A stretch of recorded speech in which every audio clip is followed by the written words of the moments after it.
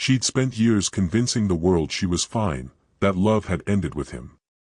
But the night I fixed her broken window, I realized something had changed.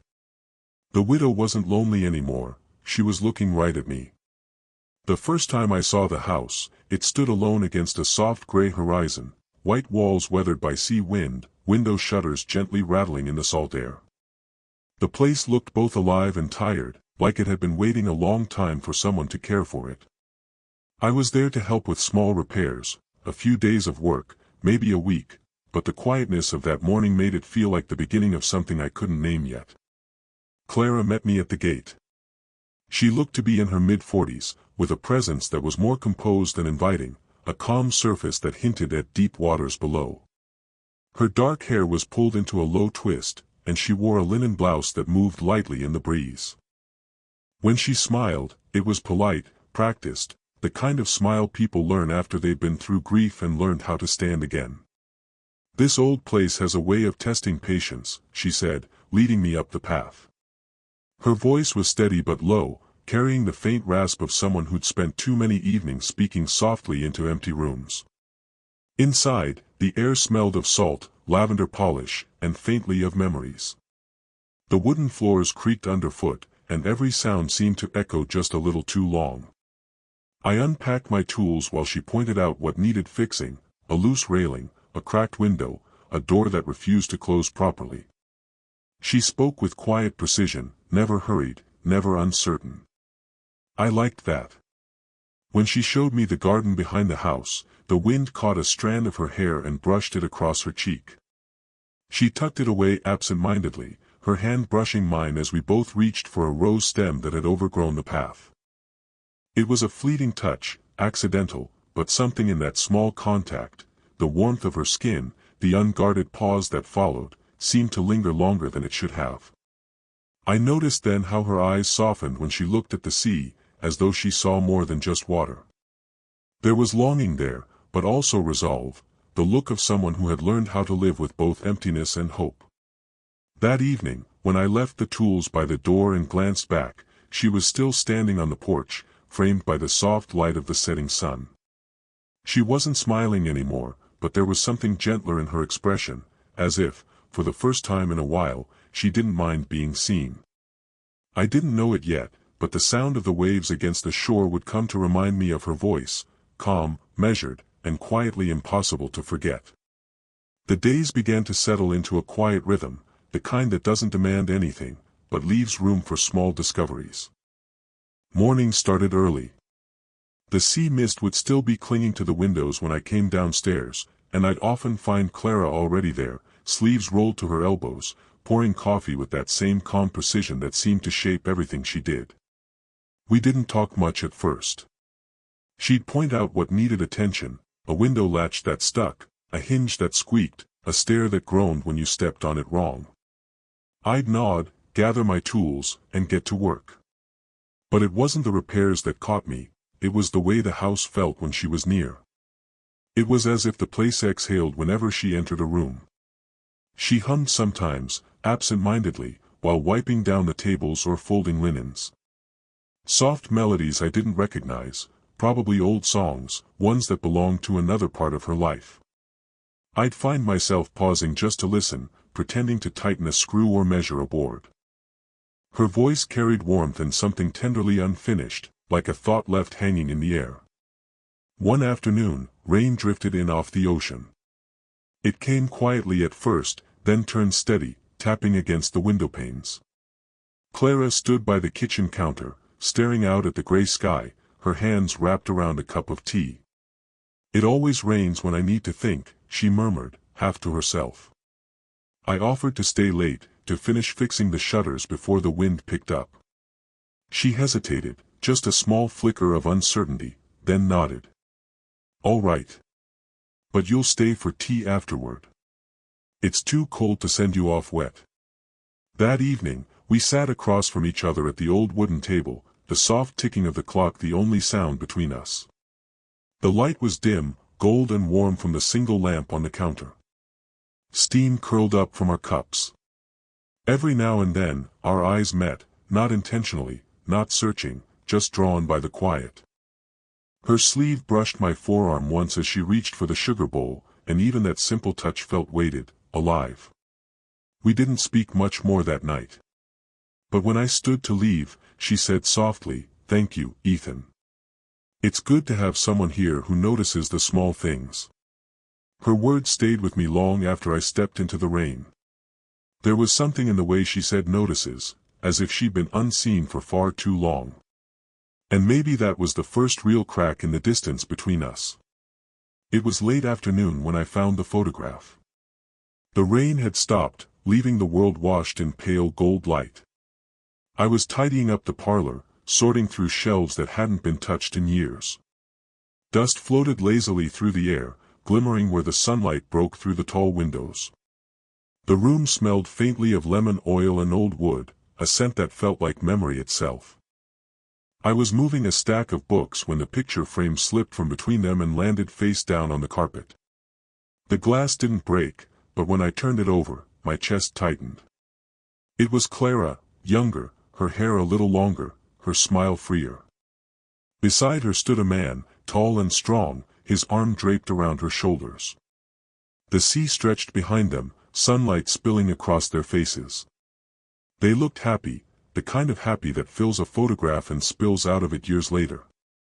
I almost put it back without a word, but Clara's voice came from the doorway. "You found him," she said quietly. I turned, startled. She was leaning against the frame of the door, her expression unreadable. The afternoon light caught the faint lines around her eyes, softening them. For a long moment, she just looked at the photograph in my hands. Then she walked closer, taking it gently from me. "His name was Samuel," she said. "We bought this place together 15 years ago. He wanted a house where the sea could always be heard." She smiled, but it was the kind of smile that came from remembering something that can't be touched anymore. She set the frame back on the shelf, straightened it with careful fingers. "He was gone before we even finished painting the upstairs rooms. Heart attack. Just like that." Her voice didn't tremble, but her hands did. I wanted to say something, anything, but the words wouldn't come. So I just listened. Sometimes, silence feels like the most honest answer you can give. She turned toward the window, watching the light shift across the water. "People think time heals everything," she said softly. "It doesn't. It just teaches you how to live with the echo." The room felt smaller then, heavier. But when she looked at me again, there was something open in her eyes. Not an invitation, not yet, just the quiet relief of being seen, of having her memories handled gently. That evening, as I walked past the parlor, the photograph still caught the dying sunlight. And I realized that grief doesn't vanish, sometimes it just makes space for new light to enter. The storm came suddenly, a low grumble at first, then a restless wind that began to claw at the shutters I'd repaired just days before.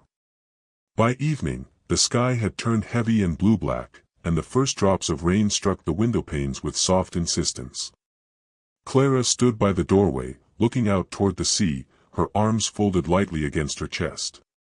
"Storms roll fast here," she said quietly, almost to herself. "You learn to respect them." I was tightening the last of the window locks when the power flickered, once, twice, then went out completely. For a moment, the house went still. No hum of lights, no distant radio. Just wind, rain, and the faint rush of the tide. "I'll get the candles," she said, her voice steady but softer now. I followed her into the kitchen, where she moved with practiced ease, lighting candles, finding old matches in a tin, her face glowing in the gentle amber light. The shadows danced across her cheekbones, softening everything, turning the quiet domestic space into something that felt almost sacred. When the rain began to pound harder, I went outside to check the roof.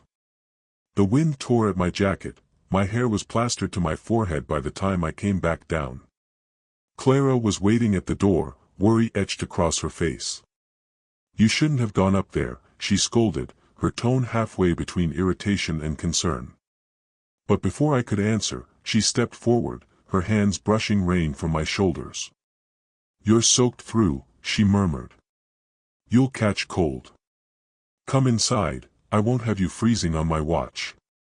She led me to the sitting room, where a small fire crackled, fed by pieces of driftwood. The light flickered over her face as she handed me a thick blanket. I hesitated, but she gave me that same firm look that left no room for argument. We sat close to the hearth, the storm rattling outside, thunder rumbling like a faraway drum.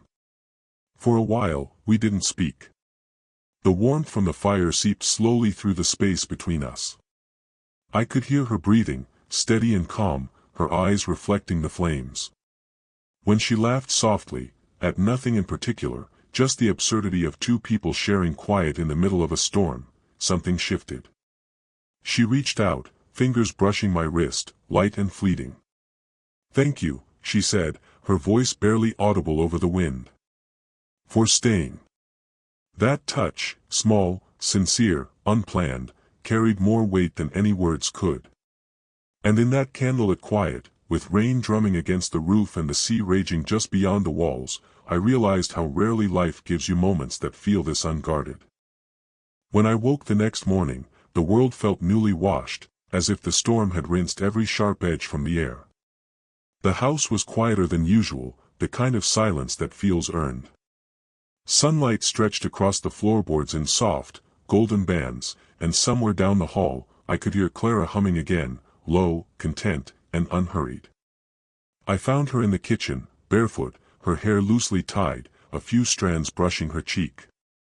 She was making breakfast, simple things, toasted bread, jam, and coffee strong enough to cut through the morning chill.